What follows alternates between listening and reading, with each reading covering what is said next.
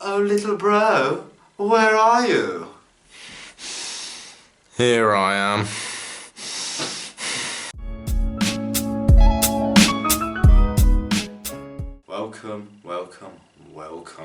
Welcome back to another episode from us, the Tilton Two. The Tilton Two. Exactly. If you didn't already know, it is the home of the Tilton Two. Oh, I like it. Thank Another you. video, same crappy setup in the background, but bear with us. We're just starting out. We're just starting out. This is the budget setup. The ghetto setup. It's still here. One thing that has stayed fairly consistent is the matchy. Again, I have to stress, this was not premeditated, okay? This geezer has come dressed in this. This is the clobber we used to wear when we tried to make people think that we were part of the first team. The initials... Unsuccessfully, but... Yeah, I've had to zip this up so you can't see any of the cleavage. Whoa! I know, yeah, none of those hairs. I'm up here. That's for our OnlyFans. Exactly, well... link in the description. But, again, we're back. If you didn't already know anything about us, we host a podcast. Now we are on YouTube. Two brothers, if you couldn't already tell. Look at his face. They ask you how you are, you just have to say that you're fine when you're not really fine, but you just can't get into it because they would never. Awkward. But, yeah, two brothers voicing our opinion on our passion, which is, unfortunately in recent years anyway, Birmingham City, the boys in blue. The boys in blue. So if you don't already know, definitely check us out.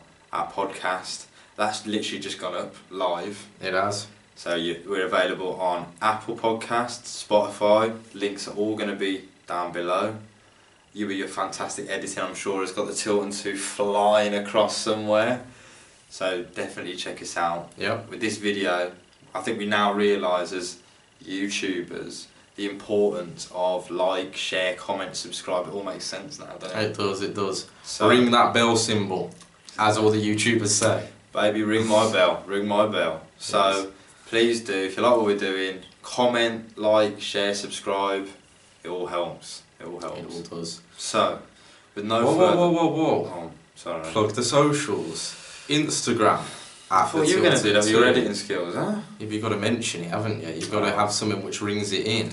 Instagram, at the Tilton Two. Facebook, Twitter, at the Tilton Two. We are consistent. We are. So, happy now? Can we start? Are you going to stay in your position as well this time? Yeah? I've got my footholes. And I need to tape X's on this floor. You need to take my feet to the ground.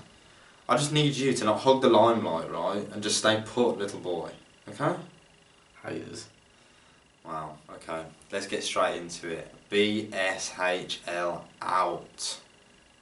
It is trending around the club. It's probably the biggest thing going on at the minute. So, I think it's time. The downfall of our beloved club. We are in the day of reckoning, people, and we need to get this sorted. We do. Oh, that was powerful, mate. Listen, I'm a motivational speaker. You can have a Hallmark card, did you? No, I wish, but no. Wow, the Tilton Two maybe Hallmark. Anyway, where do we start with this? Like I said, it's been trending around the club. Yeah. It probably even overshadows our poor performances on the pitch. And, if anything, it's gathering steam. We've been on... Massive steam. Yeah, massive steam. Each game, we're having protests. Yeah. If you didn't check us out on our socials, make sure you did. We are live. This is why I plugged them. This is why I'm the professional one. This is But why anyway, you're in the limelight, yeah? Exactly. But, where do we start? I'd say we start where it all went wrong. Go on then, take us away. The biggest point for me, I'm sure every Blue Nose can agree, the sacking of Gary Rowett. No, God! No, God, please, no! No! One of the first big decisions Trillion Trophy decided to make. Yep, and bringing in... Gianfranco Zola. Zola. Absolute legend of the player. Loved Zola. That's neither here on nor the pitch. there though, is it? Look what happened. Yeah, this is the problem. When he first came in, I was, I had nostalgia. But it quickly went dismally wrong. Didn't win in the first 8 games. I think he won 2 out of 20 22, odd games, yeah, something ridiculous. But taking it a bit more high level, right? We don't want this video to be 15 minutes. We don't want to bore everyone. No, please don't. But TTA, BSHL, right? The owners, it has just been a string of constant bad decisions. It has. It has. They got rid of Rowett. Yep. We were literally sitting in at 7th when he got sacked. There's a number of stories saying no, he rejected a contract, looking at other clubs. Fair enough. But we sacked him when we're sitting pretty, playing good football, getting results. 1 win away from being like, what, top 3? Yeah, okay. And then it's just continued straight after these football decisions, and we go for big names. So you're talking about Gianfranco Zola. When he came in, you're thinking, bloody hell, that's a massive name, it's Zola. But again, what did he do as a manager? And it quickly unravelled. They come in and they feel like, right, this club, Birmingham City, we're a working class team. Ever since we've watched it, our ethos, everything is a working class team. We're nitty gritty, we work hard. We don't always play pretty football, but we don't play pretty football, let's be real. But they tried to change all of that. They tried to bring in these big names who they thought were going to bring in tiki-taka football, and it just didn't work. It's never worked. And within, months, they shipped off. If anything, Zola got more time than some. Yeah, I mean, it's not just the players either. I mean, look, we had managers like Harry Redknapp come in. Another huge name. Did well, obviously, the last 3 games of the season, but again, I mean, I think we've been facing the financial turmoil from his signings a lot of the time. Well, we have, it's a fact. Yeah, which is... fact. But again, it goes back to these footballing decisions. They make these decisions almost like on the surface without any real substance, any real, thought. There's no long term in it.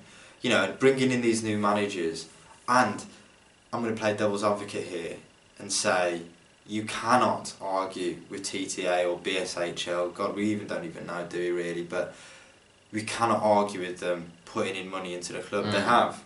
This has been a period for Blues where we have seen the most amount of money being spent. Yeah. And there's no the way most amount of money on the outgoings. You know, we've made the most amount of money. Massively. Shea, Jude. Well, yeah, Jude. Jude's the gift that keeps on giving. Yeah. If he moves in the summer, for about 200 mil. But we're going to get down. You know, we're going to get paid for that as well. So you're not wrong. We've had money coming in, but in all fairness to them, they have. But it's all marred by terrible, terrible decisions. Again, we go back to Harry Redknapp. Harry Redknapp coming in and getting all this money to spend a huge wage bill that we are paying for now, and we are having to get rid of players now. It's like you said, he's left the club in absolute tatters. We've had the point deduction, financial fair play. From all of that, we've then come into seeing TTA being broken up, selling the club. I mean, BSHL is almost like an umbrella. Yeah. It's got all these subsidiaries. We don't know who. Well, that's a big problem. Is at the top, and all it is, it's all masking. It masks away from them making decisions. It takes them away from all the financial fair play. Them having so many different stakeholders. It's just another way of them wangling. Wangling. Well, is that? I thought that's the head of the chairman, isn't it? Wangling. Wangling. Wangling or Wenking. Wenking. That's it. Sorry. But yeah, I mean, I couldn't agree with you more. We've seen the protests start pretty much last season, didn't we? We saw Watford away. We saw banners coming around the town. We knew the writing was on the wall, but this season it has gathered steam massively, and I mean rightly so. We've seen, times where I don't think Bowie has even been believed in, which was a big thing, I think, for a lot of Blue Noses. We saw his statements coming up to January about not having the backing that he thought he did, and obviously that comes back to the owners. And then we've seen now really a fever pitch of frustration, which has led to these protests for what is it now, the last 4 games? Yeah, and it is, like you said, it is just picking up steam. It is massively. Bigger and bigger. It is massively. We just had the faceless protest. Again, head over to our Spotify, Apple Podcasts. How you like this little plug there? Do you like it? Do it. I'm going with it, quick. Check it out, our podcast, episode 43. Yes, we've done 43. It's called Faceless. Yeah, we're vets. Yep, we are, mate. And on social media, we were there with our masks. So, again, this is just one of many protests now on Saturday we're at home to Luton. Yeah. There's now talks about tennis balls. Yeah, don't know if I agree with this one. Yeah, but I don't know either. But I'm definitely behind them. We're know behind all Blue Noses. It's our club, and we deserve to have a say. Because what they are doing is destroying the club. There is no doubt about it. Like I said, playing devil's advocate, there's no way you can argue with the fact that they have put money into it, but it's money that is going into the wrong hands, followed by the wrong footballing decisions, and the wrong choices are being made. I mean, we saw recently, last week before the Sheffield game, obviously going on Sky Sports. Yeah. We saw one of the choices they made was to revamp the front of the Kop, which couldn't be more. I mean, we spoke about it on the podcast, but it couldn't be more of a metaphor for how faceless the owners are, masking that face on the front but having nothing to them on the inside. Yeah, it's a joke. Yeah, it is a joke. It's a joke. And it's so blatant as well. Like, how can you do it so blatantly?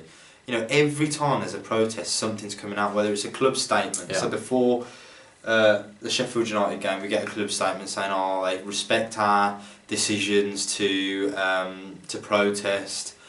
And then, there's big stickers of Birmingham City going up on the Kop.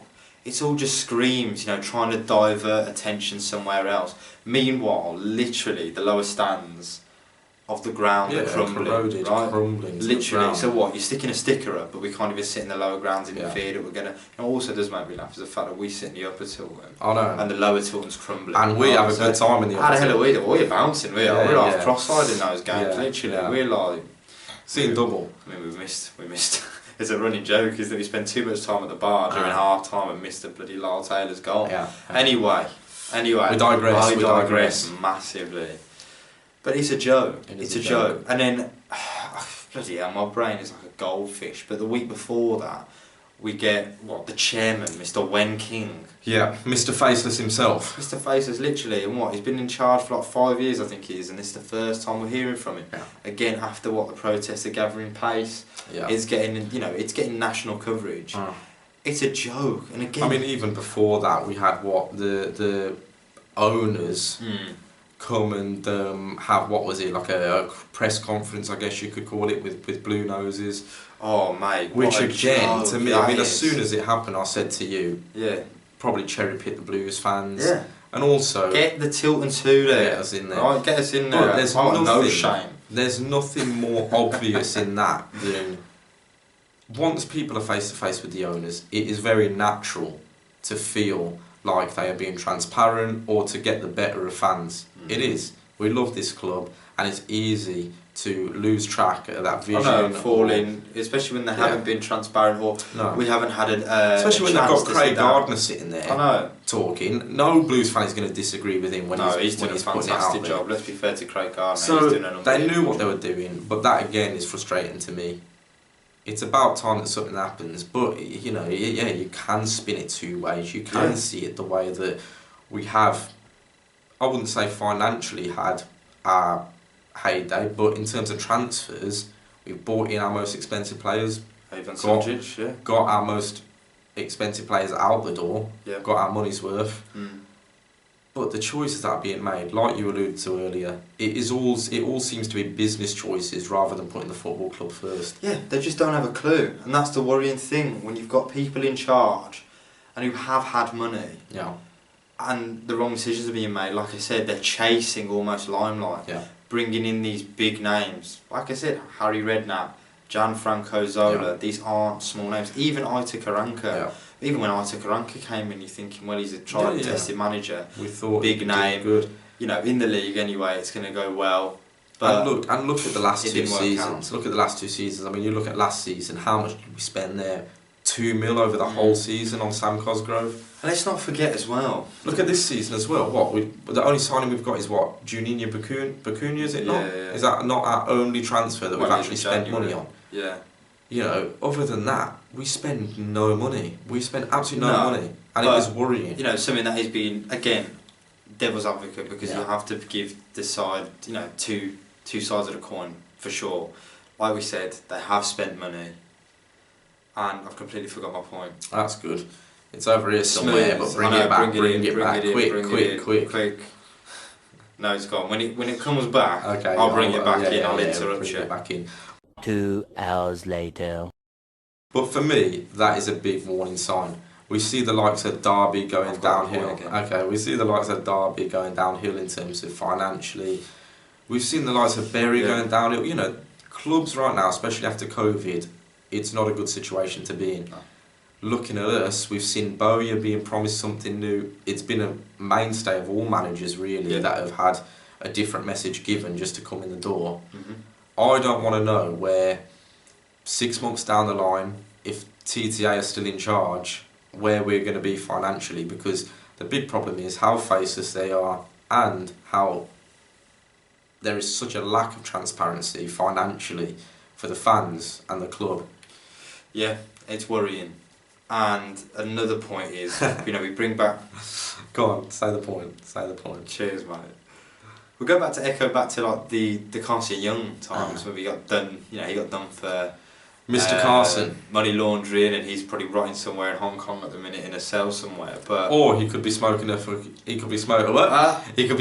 Cuban right now in Hong Kong with the Cuban king, Onel Hernandez himself. Yeah, exactly. But he could be relaxing. Who knows? I don't know anything about Carson Young right now. But as we said, we've gone through financial fair play with BSHL and TTA. When you read about these faceless owners, the names that we do know, they're all intertwined with dodgy dealings. Yeah. They've all been suspected of money laundering and other things, and some I think are even still in legal battles in Hong Kong. You know, it brings zero stability. Like you said, look at Derby County, they might cease to exist. Look at Bury Football Club.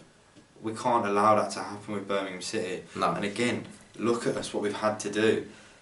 You know, we've even sold our football club, our stadium. And again, they create a subsidiary just to buy that football ground. It's mental. Yeah. And again, all these protests to get these people out, I'm 100% behind it. We're front line of the protests, right? But who's going to buy us? Yeah. No, it's not even that. I mean, who's going to buy us is the biggest thing. Who wants to come to our club? I mean, I'm surprised, honestly, in January we've even made these free agent signings, not free agent, you know, these loan deals. Loan deals. I'm very surprised. Bakuna even coming on a 3-year deal he signed. Exactly. I don't know how we are still even slightly attractive at the moment to players, let alone owners. I know, it's shocking. But as I was going to my original point until I was rudely interrupted by little bro over here, right? Like I said, we get these owners out. It does not sound like they want to move out. They've said it. They've been on record saying they have got no intention of selling. And their one positive point is they're looking for another CEO, which we saw how Mr. Dong Ren ended up, didn't we? Yeah, we do. But again, we don't own our football club. Let's say they sell us. Then what happens? The owner, the new owner, not only has to buy us as a football club, they then have to buy our football ground back. And if you're TTA, BSHL, Wenking, whoever the powers that be, you are going to hold that person ransom because you know they need to buy that football club. There's no way you're getting a 50% sale on St Andrews, is there? So we can all be thinking that these buggers need to go, and 100%, but we also need to be realistic and just think, man, when is it going to happen? Yeah. And when it does happen, how is it going to go down? Yeah. Because we genuinely are in such a royal mess. It's unbelievable. Even the way of getting us out is not going to be pretty. No. It's going to be awful. It's just one big mess. And that's the reason why I want them out. Because they've even got us to this point. Yeah. Where we aren't even an asset.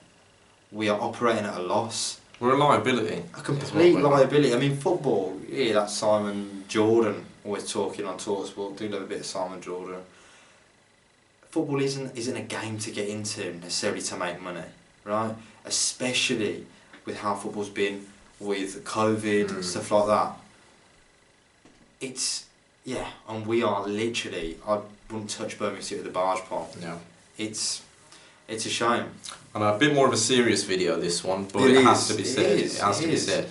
Very frustrating time. I think right now all I can say is that we, and I think all the Blue Noses, respect what is going on in the protests. Yeah. Keep them friendly, obviously. Yeah. Keep them safe, but the voice needs to be heard, and I think the longer we keep this going, they can't ignore it. I mean, they already aren't ignoring it in terms of it's clearly on their radar. They are just very much taking the wrong actions in the current time.